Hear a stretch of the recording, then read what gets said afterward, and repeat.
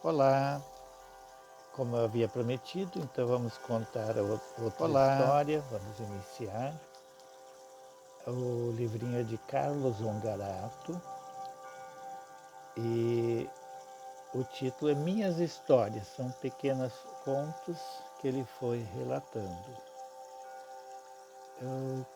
Só para lembrar, Carlos Alfredo foi um grande amigo meu, nosso, né, da família, e ele me presenteou esse livrinho dizendo a seguinte citação: ao Laurilo, citado nesse livrinho e também protagonista de minha vida, um abraço, Fredo. Começando então pela sua introdução, onde ele diz o seguinte: ouçam os humildes, eles também têm sua história. E a segunda parte dele é: pessoa chata é aquela que fala para os outros assuntos que só interessam a ela. Eu não conheço os autores das duas frases. Eu sou péssimo para guardar nomes, mas elas norteiam muito meus relacionamentos. Quando eu estou em um grupo de pessoas que não são da minha intimidade, eu procuro abordar assuntos que imagino serem do interesse de todos. Também dou atenção aos que os outros estão falando, mesmo não sendo importante para mim. É uma questão de respeito e educação. Eu sou péssimo para guardar nomes, mas bom para lembrar de acontecimentos. E me tornei um contador de histórias ou causos aos meus filhos, Fernando e Felipe, e também aos meus 3 netos, Marco Antônio, Alice e Martina, que cresceram ouvindo as minhas histórias. Eu fui incentivado por diversas vezes a escrevê-las, mas nunca havia me decidido. Mas nesse ano de 2020, o meu neto Marco Antônio disse: ô vô, escreve os teus causos para eu poder contar para os meus amigos.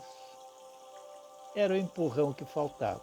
Enquanto contava minhas histórias para a família, eu não estava preocupado em ser ou não chato. Agora irão conhecê-los. Espero que gostem. Afinal, ouçam os humildes, eles também têm a sua história. A primeira historinha que ele contou era a minha vida religiosa. Eu e o Paulinho, amigos desde a infância, estávamos nos preparando para fazer a primeira comunhão. Tínhamos 11 anos. Foi na igreja do Fião com o famoso padre Alexandre. Dizem que ele cometia alguns pecadinhos. Tinha os dedos tingidos de nicotina e falava que na sua conta do armazém tinha mais cerveja do que pão. Todos os sábados à tarde íamos às aulas de catequese. Eram dadas na igreja. Estávamos lá sentados no último banco, quando o padre mandou nos ajoelhar para rezar. O guri que estava na nossa frente escorregou os braços e bateu com os queixos na tábua que serve de apoio aos cotovelos. Impossível segurar as gargalhadas. O padre Alexandre, gritando, disse: excluídos da minha igreja! Entendemos que estávamos expulsos e fomos para casa. Mas o padre, como bom católico, não guardou rancor. No outro sábado estávamos de volta. Também éramos obrigados a ir à missa todos os domingos. Nos encantava ver os sacristãos com aquelas roupas vermelhas e brancas até os pés, tocando aqueles sininhos. E em algumas ocasiões, fazendo uma fumacinha, sacudindo umas latinhas. Resolvemos nos candidar a sacristão. Imagina. Fomos falar com o padre Alexandre. O nosso comportamento não recomendava. A contragosto, o padre resolveu nos dar uma oportunidade. Nos passou uma papelada com todo o ritual da missa. Teríamos que decorar palavras e frases e dizê-las no momento adequado, todas em latim. Já tínhamos dificuldade com o português. Imagina agora com o latim. No outro sábado devolvemos. O custo e benefício não valia a pena.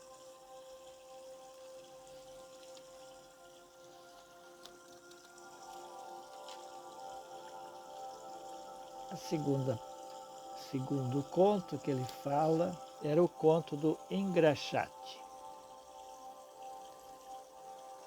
Um de meus amigos de infância era o Caco. Eu nunca soube o nome dele. Era um guri bem humilde, morava numa casinha de madeira perto da minha casa. Um dia, o seu pai fez uma caixa de engraxate para que ele conseguisse algum dinheirinho. A sua missão diária era ganhar o suficiente para comprar uma carteira de cigarro para o pai. Cumprida a tarefa, o que ganhasse a mais era dele. O seu local de trabalho era o famoso Bar do Triângulo, que existe até hoje em São Leopoldo. Nesse bar também tem uma parada de ônibus, talvez a mais movimentada da cidade. E nós éramos dois guris de 8, 9 anos. Eu estudava de manhã e à tarde acompanhava o Caco em seu trabalho. Depois de conseguir o dinheiro para o cigarro, o restante tomávamos em sorvete. E com o passar do tempo, de tanto observar, eu já me sentia capaz de desempenhar o ofício de engraxate. Então, passamos a nos revezar. Um cliente para mim, outro para ele. Uma bela tarde, quando estava engraxando os coturnos de um milico, uma conhecida da minha mãe passava pelo triângulo e me viu trabalhando. Dias depois, essa mulher foi na nossa casa falar com minha mãe. Comentou que havia me visto engraxando sapatos no triângulo. Perguntou se estávamos em alguma dificuldade. A mãe explicou que nossa situação financeira estava tranquila e que nem sabia dessa minha atividade. Até então, quanto falatório deve ter ocorrido. Para a mãe não precisar dar outras explicações, eu tive que parar de engraxar sapatos e coturnos. Abandonei o ofício recém-aprendido. Que pena, mas continuei acompanhando o Caco e tomando sorvetes. Vamos ver mais uma historinha. Agora o título é Pequenas Artes. A gurizada de hoje se diverte na frente do computador. Na nossa época, nós nos divertíamos na rua, pois nem televisão tínhamos. Era o futebol nos campinhos, a bola de gude, caçar passarinho com funda. Eu nunca acertei um passarinho. E muitas outras brincadeiras. Mas também tínhamos tempo de bolar umas sacanagens. Uma delas era encher uma caixinha com merda de vaca e fazer um pacote de presente, muitas vezes até com fitinha colorida. A cúmplice com a brincadeira era a minha mãe, com habilidade adquirida quando era balconista de uma loja. Ela fazia belos pacotes. Aí colocávamos na calçada e nos escondíamos para assistir o sortudo encontrá-la. Alguns abriam na hora e jogavam longe, sempre olhando para os lados para ver se alguém tinha visto. Alguém tinha visto o mico que pagaram. Outros levavam para abrir em casa, talvez em cima da mesa de jantar. Caca, essa é boa. Já pensou abrir o pacote de merda em cima da mesa de jantar? Com um pouco mais de idade, quando já frequentávamos a Rua Grande em São Leopoldo, a sacanagem era literalmente mais pesada. Nessa época, os cinemas Independência e Brasil tinham sessões à noite, mesmo nos dias de semana. E as calçadas eram quase sempre vazias. Só ficavam movimentadas na saída do cinema. Com esse cenário, preparávamos uma caixa de sapato recheada de pedras e tijolos. Largávamos no meio da calçada. E no outro lado da rua, ficávamos na expectativa da chegada dos esportistas.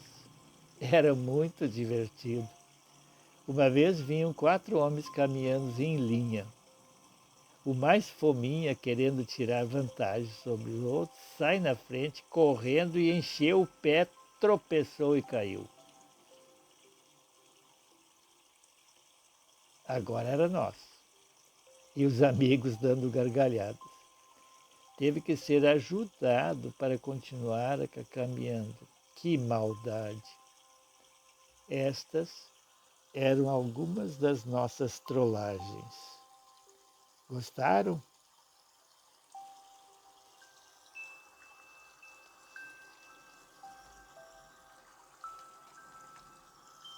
Querem mais uma? Então vamos a mais uma. O circo e o pitolecto. Na época de 60, 70, havia muitos circos rodando pelo Brasil. E o meu pai gostava muito de circo.